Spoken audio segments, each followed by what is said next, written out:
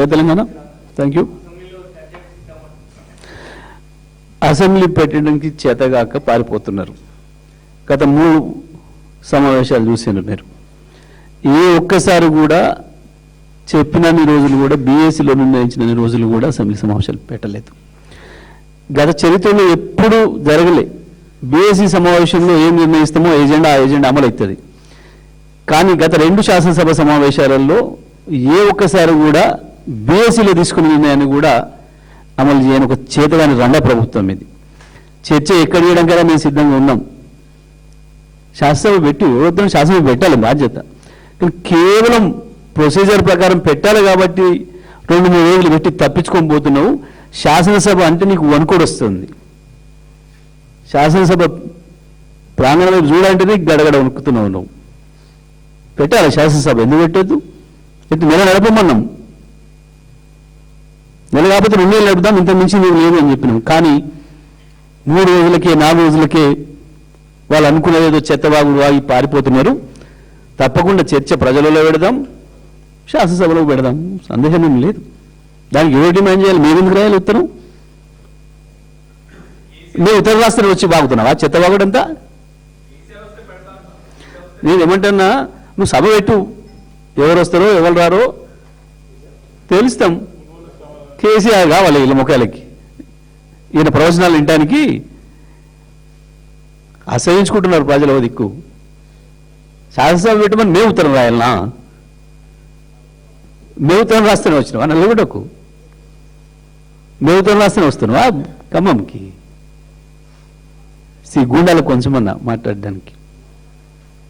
శాసనసభ పేరు చెప్తే వణికిపోయే మీకు శాసనసభ చర్చించే శక్తి ఉందా? సభలలో తిరుగుతున్నారే ఏడుస్తుంటుంది కేటీఆర్ పైన ఇంకోటి పైన. ఈ శాసనసభలు ఎదుర్కొనే దమ్ము ఉందా? నిలబడతావా? మాట్లాడతావా? నువ్వు తీసుకున్న దాంట్లో సగం టైం మాకు ఎవరికి ఇస్తావు? మా దాంట్లో ఎవరిని మాట్లాడమంటావు? మాట్లాడమను.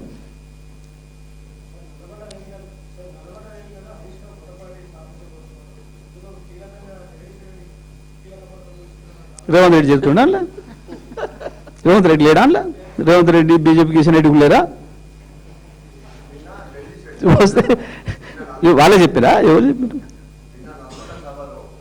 సార్?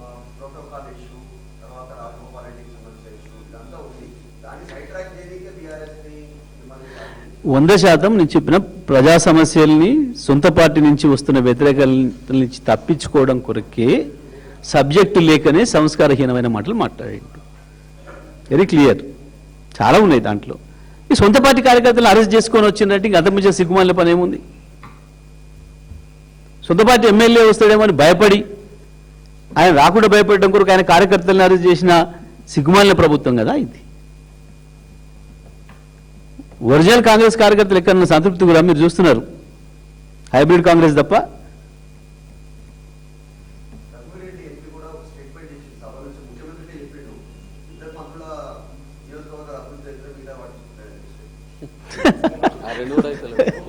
వచ్చి మాట్లాడి పాపం ఆ రెండిట్లో కూడా అవుతున్నాయని వాళ్ళు అనుకుంటున్నారు. పాపం ఆయన అనుకుంటున్నాడేమో.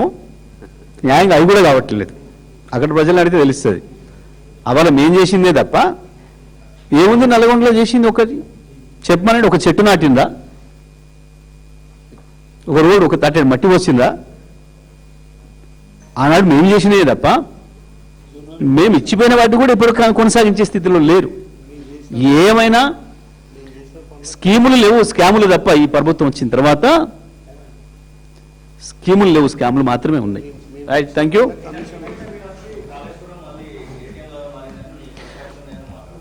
నేనేమంటున్నా, బీజేపీ కాంగ్రెస్లు వేరు కావు. తెలంగాణలో బీజేపీ కాంగ్రెస్లు వేరు కావు. వాళ్ళ చట్టపట్టాలు కనబడుతున్నాయి ప్రజలకు. ఎవడొచ్చి కేసీఆర్ లేడంటే కేసీఆర్ గురించి మాట్లాడతారు, లేనోళ్ళ గురించి మాట్లాడతారు. ఎవరైనా నీకు ప్రతి క్షణం గుర్తొస్తేనే నీకు నిద్రలో కూడా కలవరింతలో కూడా ఎవరిని గుర్తొస్తారో వాళ్ళ గురించే మాట్లాడతావు పొద్దుగాలు లేచి. కాబట్టి ఈ రాష్ట్రంలో బీజేపీకైనా కాంగ్రెస్కైనా కలవరింత పెడుతుంది కేసీఆర్. అందుకే కేసీఆర్ గురించి మాట్లాడతారు. అసహించుకుంటున్నారు ప్రజల దిక్కు. శాసనసభ పెట్టమని మేము ఉత్తరం రాయాలనా?